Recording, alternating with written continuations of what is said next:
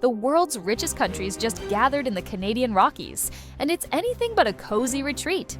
President Trump's aggressive new tariffs are shaking up global alliances, and the G7 Finance Summit might be headed straight for a showdown. Banff, Alberta, normally a peaceful resort town, is now the front line in a brewing global economic conflict.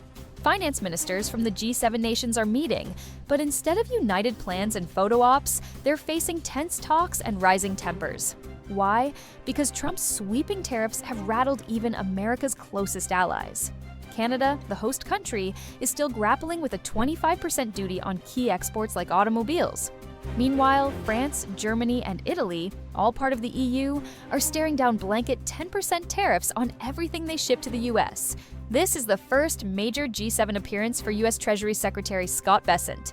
Seen as a more moderate voice inside Trump's inner circle, Bessent may try to dial down tensions. But with central bankers and finance chiefs eager to defend their economies, he's got his work cut out for him.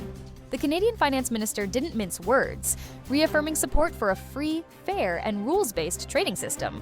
For me, it's going back to basics, making sure that together we are the voice of the largest economy in the world.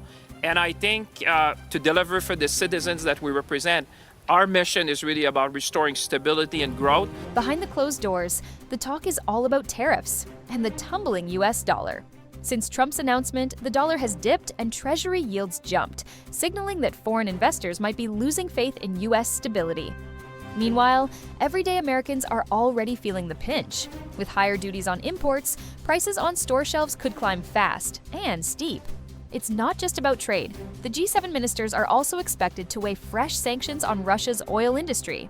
The EU and UK already rolled out new penalties this week, targeting a fleet of ghost ships moving Russian crude. But Trump's team hasn't committed to these new measures yet. And in a surprise twist, Trump spoke to both Putin and Zelensky days before the summit. He says ceasefire talks are coming, but offered no details.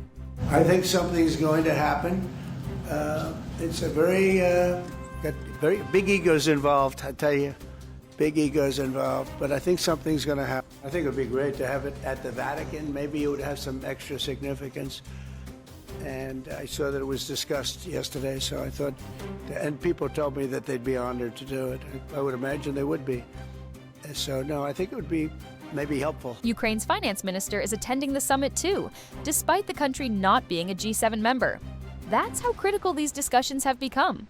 As the summit unfolds, don't expect big deals. This is more of a pressure cooker than a problem solver. But what happens here could set the tone for next month's high-stakes meeting of G7 leaders.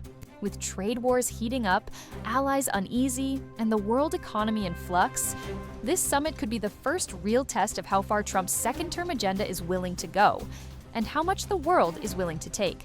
Will Trump's tariff war reshape global trade, or will it backfire on the world stage?